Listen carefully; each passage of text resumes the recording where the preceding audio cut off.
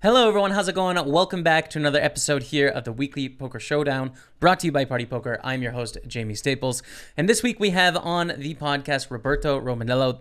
Recently, just in the last couple of weeks, he completed the Triple Crown, winning a WSOP bracelet event online this summer. So I talked to him about his poker career, his life as a business owner, as a father to twins, and a poker pro of the last 15 years or so. So really interesting conversation. He's a great guy. I think you're going to love this conversation. But before we get to that, let's talk about some of the online poker news from this week. Let's kick it off with the WPT World Online Championship Super High Roller. Pascal Lafrancois was the champion, and he took it down for $315,000 in this $25,000 buy-in. Jake Schindler was the player that he beat heads up. Shout out to Rob Young, finishing, I believe, in 7th place.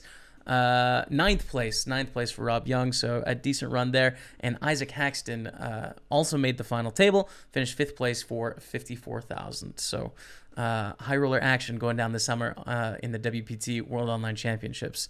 We did have some feature events this week as well. The championship event was a $3,200 buy-in 6-max championship event. The winner of that tournament, Nicholas Vincent Petrangelo. Nick Petrangelo. I guess Vincent is a second name. I was just reading that from the lobby. Nick Petrangelo, you are the winner of that tournament for $494,000. That's a chunk of change, and I mean a big name. Most poker players will know Nick Petrangelo. He is a legend, playing at the highest levels, playing a bunch of the super high rollers, so a deserving champion there, and a cool $500,000. Pretty good stuff. This week is the $3,200 knockout, as well as the 320 and the 33. I'm really looking forward to getting in there because I just love knockouts. I find knockout tournaments more fun to play than conventional tournaments. I mean, sometimes you have to ship it in with a hand that's not so great to try and get the money. So it's not the only type of tournament I'd like to play, but it is nice variety and creates some really exciting and interesting spots. So I'm looking forward to getting in there, and good luck to everyone that is playing this week. Just a quick update on the Party Poker mobile app now as well.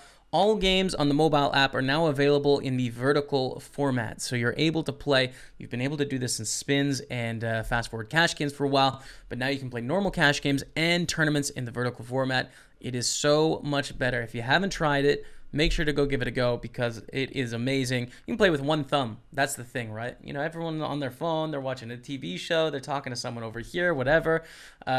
It's just nice to play with one hand as opposed to the sideways like it's a controller. So try it out. I'd love to hear what you think about it, but I think this is the best way to play tournaments on a phone, period, end of sentence. And the last piece of industry news, I was actually going to talk about the Daniel Negreanu drama that's been going on, right? The banning from Twitch, the heads-up battle against Doug Polk, what I think about that. We've talked about that over the last couple of weeks. And we were going to talk about Norman Chad today, who came out against Daniel and said he didn't agree with Daniel's approach, and have a discussion about that. You know, it's just a little bit of a drama, but I saw yesterday Norman Chad on Twitter announced that he had COVID, or he had COVID symptoms, in a very funny Norman Chad way. So instead of talking about that superficial stuff, I just wanted to wish all my best to Norman Chad, who I've never met before, but most of us have heard him, seen him on the TV. He's been a voice of poker for millions of people around the world. So hoping for his recovery and that everything is great with him and he comes back strong. And then we'll talk about the drama with Danny Negreanu after that. So all the best, Norman Chad. That's it for the online poker news. So let's just jump right into the interview with Roberto Romanello. Joining me on the podcast today, I have the newest Triple Crown winner in the world of poker. But not only that, he's a Welshman. He is a father to twins. Roberto, you're a business owner as well. Roberto, I don't know how you do it. Welcome to the podcast. Thanks for joining me. Hi everyone. Yeah, pretty much busy right now. A lot going on, but I'm loving it at the same time. I absolutely have. I mean, we're going to talk about your bracelet win earlier this week.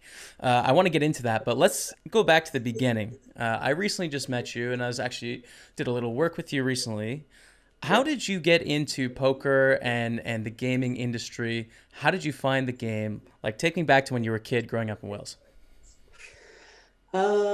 Just I was growing up in the restaurants with my brothers. We're four boys, and we just grafted the fish and chip restaurants. It was all we knew, you know, with my mum and dad starting it all off, and we were growing the businesses, expanding, more shops, and the only thing that I loved doing outside of that was playing soccer, and not that I was really any good, but I used to just love playing. Enjoyed Sunday, Saturday mornings, and one morning I had just a horrific leg injury where I snapped my fib and tib on my right leg, and that's when it all started, really. Just from there, just started playing poker. There's a bit of a theme here I notice in the UK in general of like people that want to play football and they love football and then they get an injury and then they find their way into poker. It was the same story with Sam Trickett, actually, when I interviewed him. It was the same thing. So when you played football, did you have aspirations to go all the way with it? Yeah, really. I mean, I had huge aspirations, in my mind, just, I'm such a driven person, when I want to do something, I want to like reach the top, but obviously, I was never good enough. I was nowhere near good enough, but I still loved the game, and you get to terms and you still enjoyed the game, playing, Sunday football, Saturday football. But like I said, I had a huge, horrific injury on my leg, which I was housebound for a long time, for 3 months. I was having operations on my leg, and I was just in the house, I couldn't even work in the restaurants, and I was just, by chance, I just seen poker on TV. They were doing some highlights of the World Series of Poker, and I was like, yeah, that looks interesting, you know what I mean? And I started watching a few episodes, and I remember seeing Ariel Ezra on the screen a lot, and I was like, I would have played that. Already my mind was telling me, I could have played that hand a lot better. By week 3, watching some poker on TV, I'm like, I could have done that better myself. I was already thinking of things. Yeah. And that's when I said to my brother, I said, my brother, would you do me a favor? I never even had a laptop back then. I said, you can get these like laptops, whatever. Get me a laptop and play some poker, some online poker. And I started playing some satellites back then, $10, $50, up to $50. And I ended up going through the phases and winning a WPT seat. And I had a choice of picking which one I wanted to go to. And I chose Vegas to the Mirage. And That's a good choice. And then the rest is just history. I just was hooked straight away, Incredible, yeah. That's an awesome story. So when you played that WPT, after you played it, like, do you primarily play a lot of online poker, or did you always aspire to play those big live events and then sort of supplement it in between? I've grown up in the restaurants. I've always been a people's person, I love meeting people. I love meeting new people.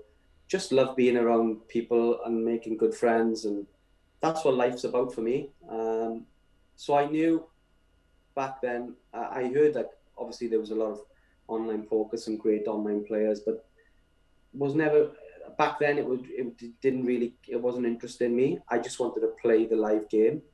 And I remember being, when I did finally get approached by Full Tilt, I was lucky enough to be asked to join the team, and they said, we can do this online deal. And I said, look, do you mind? Could you do something around me for a live deal? And luckily enough, I was so passionate they could see, and they did. They gave me a little live deal to start off. And again, the rest was history from there as well. It just all took off. Just basically wanted to be live, wanted to be around people. And I loved the feel of the game at the tables. And then the whirlwind of where we was from 12, 13, 14 years ago then, and now where we are now with everything that's happened. And I've ended up with starting a family and ended up playing more online poker. And and then I ended up, winning a bracelet online. It's just crazy, and completing the Triple Crown online, which I never thought I would. I always thought in my head, and I'd like to do it in my head. I've always wanted to do it live, being in Vegas is part of like what I thought it was all about. But then just all happened, and then I thought, yeah, it's pretty cool completing it online. Probably one of the only ones who would ever do that online, to complete it online. It's just all crazy, But yeah, I'll take it. So the Triple Crown is WSOP, an EPT, and a WPT. Is that right? Yeah. Did I get that right? So is that a benchmark that you've been shooting for, or like what has driven you in your poker career over the last 15 years, let's say? When I started, it was just, I was just so passionate. I was super emotional when I won EPT Prague, beat a huge field, and I was just driven to win a major tournament.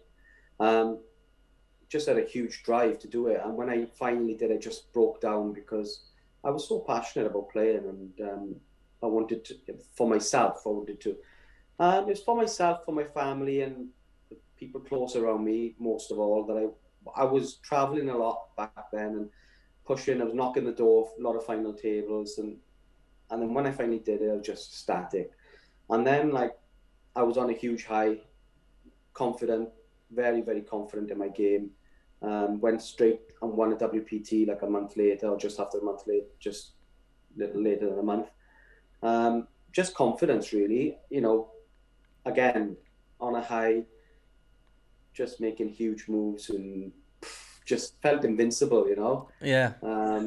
it's incredible to explain it. You know, and when you're on that, when you do win, it sort of like does bring you that bit of a heater, and the same things happen now.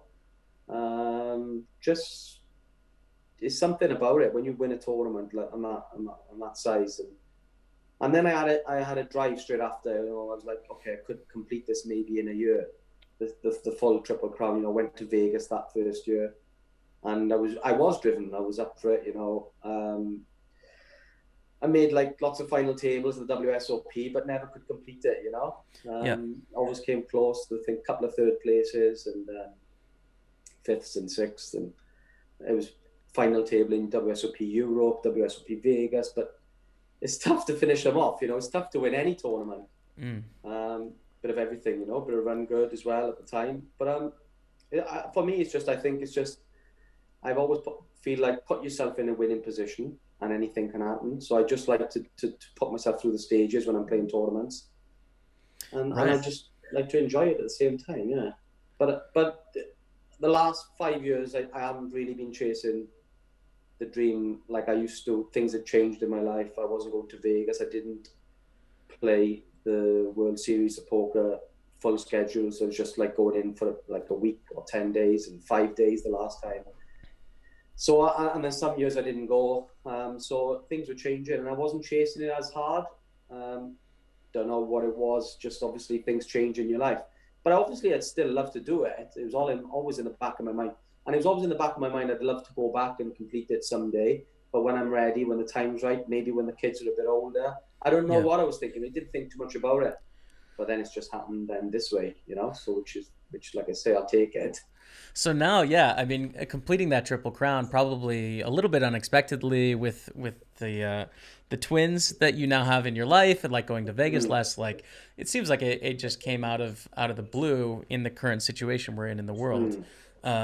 So is it like a relief, or does it inspire more passion of like, oh man, I want to even play more now? Like here we go again. I'm gonna really ramp it up. Like where is it in your mind?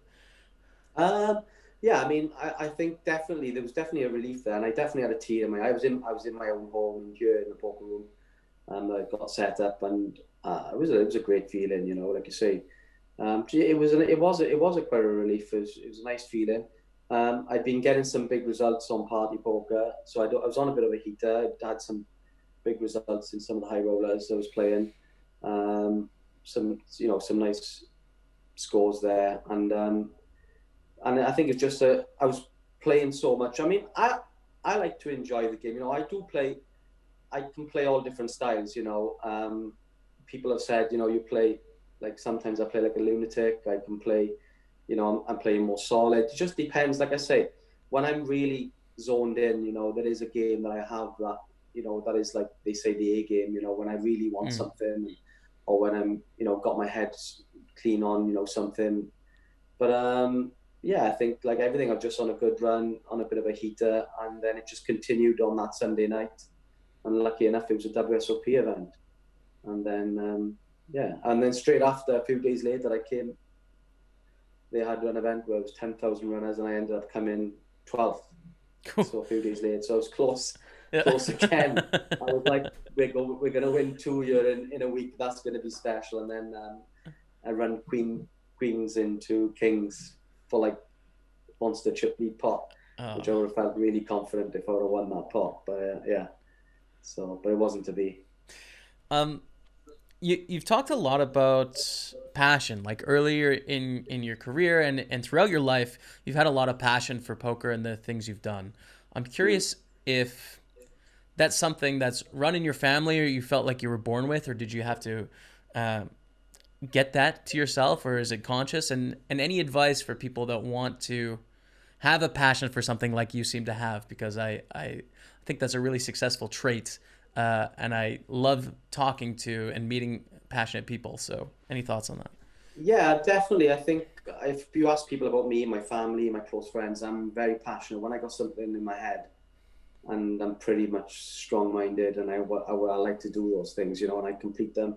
I like to try and give them my best, and it's the same with a lot of people you probably have interviewed. Some of these guys, I know a lot of people. It's just a drive that you have, that you've got something in your head and you want to complete it, and that's basically what I'm about, And like you say, what from here, with poker, like you say, there's the Triple Crown. I completed it now. It's like, but I always love the game. It's just I love playing. I do like to play it on a more. And like I say, I don't like to, sometimes I don't like taking it too serious as well. Which I do, when I'm playing these main events and big games, and I give it my all, But then sometimes it's nice to just, like you say, you come off a nice win. Just, and I'm not a, I don't play a lot of cash, whatever. But like sometimes just like to go in and splash around and have some fun with some people that play super loose and just enjoy those things. And it's the same in a tournament sometimes. Sometimes you just like to play a different style and just enjoy it a bit more and not take it too serious. Because you say about years ago, when I first went on the circuit, it was about enjoying it. I met a lot of people on the UK circuit, and we all started off, we were like hanging around in the bars at the end of the night after we played, and met so many nice new friends. And there was character around the whole thing. And I think that's important in poker. You need Mm. that. You need those people around. You need to be able to enjoy the game, not take it too seriously sometimes, and relax. And I'm one of those people, I do like to play a different style sometimes, and just enjoy myself. And then when it's time to knuckle down, if I'm deep in a tournament or whatever, just make sure you're playing your A game and things. So just like to enjoy it, and not take it now, especially now I've got a family, and I enjoy the thought of going away to a nice country in Europe, or go to Vegas sometimes, go to a nice city around the world. Just always have that in the back of your mind, where you can go and relax and meet people and be with nice people and go and play a nice a big major tournament. Just I always will want to do that. And yeah, so that's important to me. Just enjoying the journey and always enjoying the game. I find that's a theme that really runs true with people that have played for a long time, such as yourself, right? And a lot Mm. of the UK community talks about that character and being friends, and not the nitty GTO grindy approach that we have today. And I'm not blaming the online grinders, because I'm kind of one of them. We came up in an environment where, hey, we're 18 years old and we can make something of ourselves, right? Yes. Like, this is an opportunity. And Mm. so you came to know the online grind, and learning to study, and not this bar environment of like meeting people and hanging out. It's just Mm. different. But what do you think about the comparison of those two, and would you have like any advice or thoughts for the online grinders that sometimes can make the game a little bit not so fun? So what do you think? Not at all. I mean, I respect everybody, everyone for their game. I think it's what works for you personally. There's some great players out there, like you say, these GTO style players, these grinders and everything. It's everyone to their own, and I think sometimes that's where people get lost. They try and look too much. So it's always good to look at people who've got success and to learn something, to bring something from the table. It's like with me, I played like a lot of online hands now, and I've been playing with these guys, and I'm learning from them, as well. I take things from them as well, I see things that they do, and I think, yeah, maybe I can use that a little bit in my game, a little bit here, but I don't lose myself in what works for me, which is really important, I think, to because sometimes you can get lost if you're trying to replicate somebody. It's hard to do exactly what sometimes you have to find your own style as well, and implement a few things here and there, and take, like they say, you're always learning, and you are. I'm always learning. I'm always taking things that work for me. But hats off to a lot of them as well. Some of them are super successful, and if it works for them and they get great success and earn a great living, absolutely hats off to them. They've done amazing. And there's a lot, there's some people like myself, I have my style of playing, and like you say, I've been around a long time, and like I've learned to be in fairness, I've learned a lot from the online game. All these hands I've played online since the lockdown has come up, and like I say, just taking it all in and sort of used a little bit here and there, and it's starting to pay off a little bit, for where I am and the last couple of weeks. But yeah, I don't ever knock anybody's way and of their play, or because they are very successful people. So I think it's just good to observe everything and see if you can implement it into your own game here and there. You can take a bit of both styles, and I think I do that. I think that's what I've done. I've taken a bit of a lot of more what works for me, but then I've still implemented a few things that I've seen and used it for myself. And yeah, it does work. It does work for sure. All this, the bet size and everything, I've learned so much from that online, and I've got a lot of things that work for me as well. I've taken a lot of my live stuff that I used to do and that I will do, and it works online as well.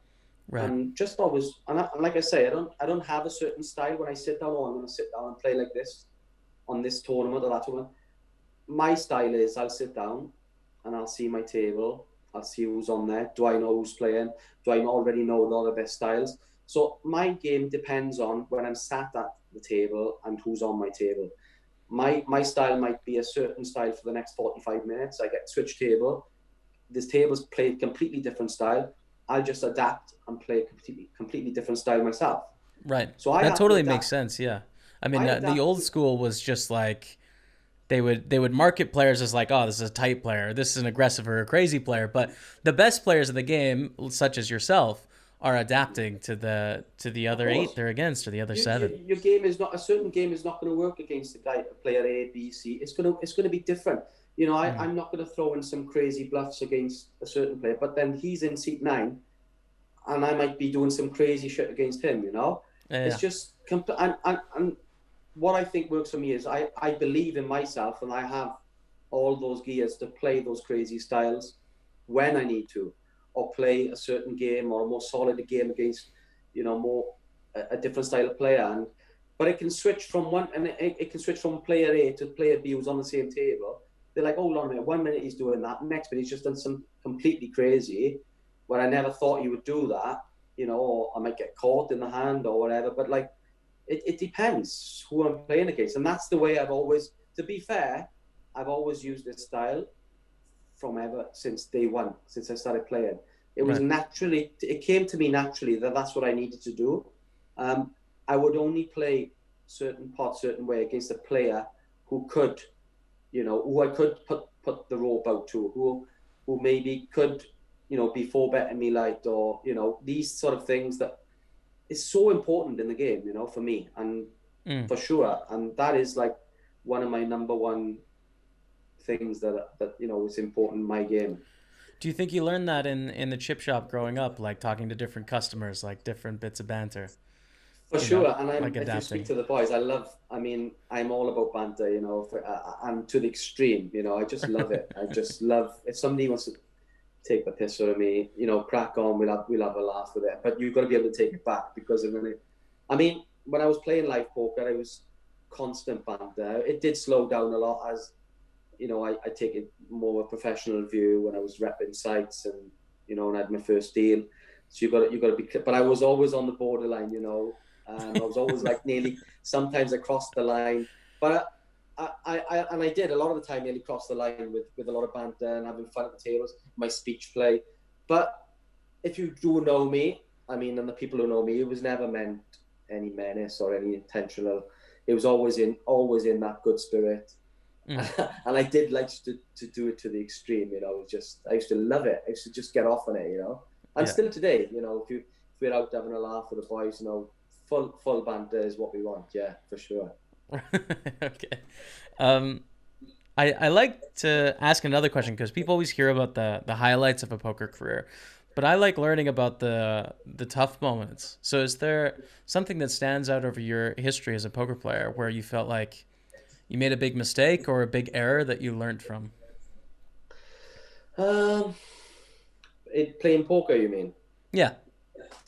I don't know. If I've always been lucky to. I mean, I've met a lot of people. Sometimes they're under pressure.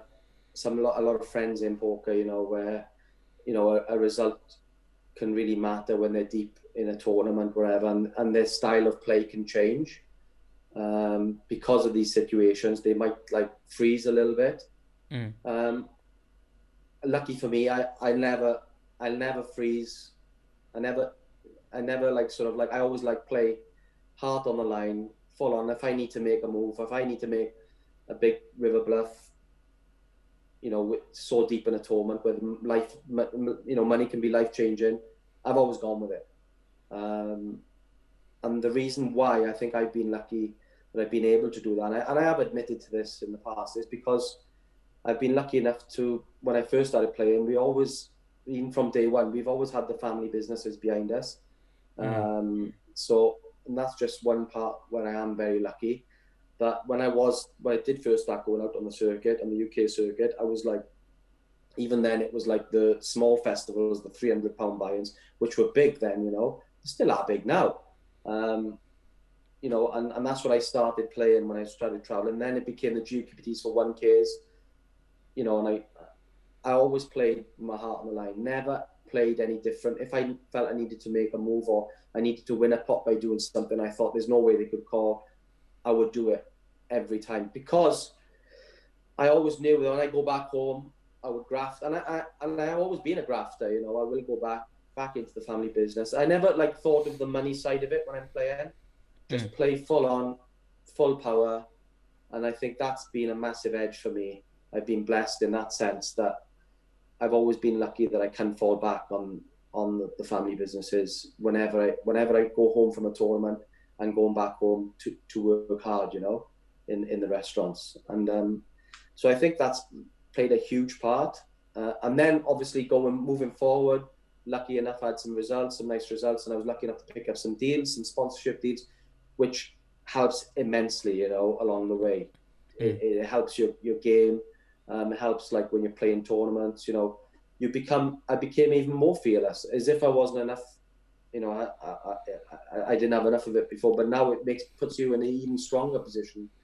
And as you know how tough it is to get a deal in this today's game, there's a lot more great players out there now than there was back then, you know. There's some phenomenal players out there, and hats off to them. They put in like you say, they put in the grinds, they put a lot of hours into the work, and I wish them all well, because they do put a lot of hours in the game. And like I say, I'm very blessed in the sense that the way that it's all run out for me, you know, and I've had results along the way, and it's worked out well for me. So I am really blessed in that, and I'm very thankful for that as well, the way it's all turned out.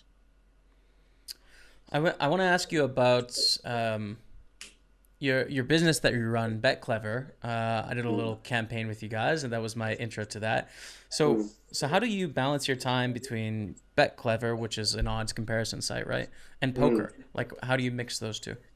It's just the same as the restaurants, really. I let my brothers get on with everything on the restaurant side, and I don't do much now these days, but I will step in if I need to. You know, we still do everything on an even keel. You know, we've got equal share and everything, and also if I do well in poker, I share it with my brothers as well. So we've grown up that way, building all the restaurants, the chains that we have now. You know, we've always invested wisely, you know, with properties and things. So we've done everything together. So we're not going to stop now. We keep doing that. And then it's the same with Bet Clever. It started off with some school friends, with some ideas, and I've always had a passion in like betting on soccer and things and sports betting. So, you know, it started off and I thought I could do it with a bit of fun. But again, when I do something, I try and do it properly. And I ended up doing it, you know, quite a big thing, doing the app, you know, getting on Apple, Android, and all these things. So it ends up becoming a big project. Like everything, you do something, you do it properly. Yeah. But yeah, if I take and again, I got some good people that I'm working with, some school friends, and I give them a share of the company, which is a good way to do it because they have a huge incentive for it to do well, and it's worked because it gives them a massive incentive to. It doesn't have to me worrying about are they pulling their weight. They are pulling their weight because they have an equal share. So I think it works well because of the way I set it up, and I give those shares out the way I did in BetClever, and they're running it quite smoothly for me. And again, I have a huge part. And when I got some good ideas, I put my head down and we meet up, or we go away, go to the conferences around Europe.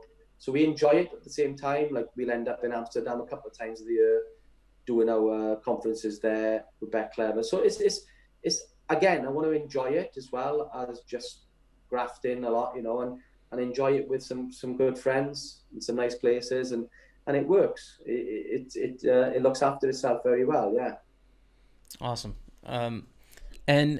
And the, I guess I'll call it the trifecta, is you are a father of twins as well. Yeah. So how has poker life and life for Roberto Romanello changed since you've had twins? Again, when I decided to settle down, married, and then we were blessed to have twins, boy and a girl, everything just sort of like slowed down. I used to, if people who know me, I used to travel all over the world, every tournament, EPTs, anything big coming up. I was in Australia, I was like in Caribbean, I was just everywhere, traveling everywhere. And when you do decide to, you know, I mean, naturally things will slow down, you know. And then again, I was lucky enough to sign with Party Poker, and it sort of just like worked out perfectly because I thought, okay, I'll just do Party Poker's live event and just like travel a few times a year, and that's what I do basically. I don't travel anywhere else. I just play Party Poker stuff, and they go to some amazing places around the world. So when they got something on, I just like, there's an excuse to jet off and have a little break. I gotta go work for a week, honey. Sorry. Yeah, it's all slowed down, but it's still unbelievable. You know, it's brilliant being home because my life has changed, and you're around the twins every day, around all my family, my mum, dad, brothers, wife, and you know, playing poker from home now as well, playing a lot more online, and it's just a dream come true, really. Everything is working out well, and I'm just really blessed with it all. Yeah. So, and like I say, I'll always love playing live poker. I think deep down in my heart, live poker is definitely is something that I will always love. I think we'll have an edge for. Doesn't matter how much online I play, I will still. There's nothing better in going to play an online, play a live game somewhere amazing in the world. And when you wrap up, go to your room, have a shower, and come down, have some dinner with the boys or some nice, you know, some nice colleagues, and just go to some bar or something. Just let your hair down and just like, well, not really much hair to let down, but just chill out really and enjoy life as much as possible. Really, that's the goal that I want to do moving forward. Just enjoy as much as possible, and I just love playing as well. So that's it really. Living the dream. Yeah, it absolutely sounds like it. I want to wish you congrats on your Triple Crown, the bracelets, and everything you have going on. It sounds really great. So it's been a pleasure to get to know you a little bit more, and thanks for coming on the podcast. Thank you. Thanks very much. Good luck, everyone. Big thanks for Roberto for taking the time. What a good dude. I love the guy. I think he's awesome. I look forward to having him back on again and just getting to know him more. I mean, he's one of my teammates, but I'm on the team online side. So I interact with the online players a ton, but I don't necessarily know the team pros so well. So it's been great to have a lot of them on the podcast, get to know them a little bit better, and it's a great group of people. So thank you very much, Roberto, for taking the time. Now, before I let you all go, we do have a weekly competition here on this podcast, hashtag JSPokerHero. That's the contest. You got to use Twitter to enter to win one of two $109 WPT World Online Championship satellite tickets. That's right, $218 in tickets we're giving away on this podcast. Now, this week's skill testing question is going to be, name the nationality of the WPT Knockout Championship main event winner, which starts Saturday. Deadline is midnight this Sunday UK time. The winner will be drawn at random from the correct answers. You must reply with the hashtag WPTWOC and the hashtag JSPokerHero. WPT World Online Championship, WPT WOC, and JSPokerHero. That's what you got to put in the tweet, okay? You can tag me as well if you want. I like to see your answers. That's cool. Congratulations, by the way. Last week, David PKR won, and it's KW correctly answering, so you both get 109 WT tickets. Good luck getting into the 1K mini-min event. Thank you all so much for listening to the podcast this week. I hope you enjoyed it. If you're on iTunes, drop a rating and a blurb about the show. I really like it. If you don't like it, you can rate it too. It's fine. But preferably just if you like it, that would be great. Spotify, you just do your Spotify thing. And on YouTube, like, comment, and subscribe would be much appreciated. Thank you all so much for taking the time. But until next week, we'll see you later.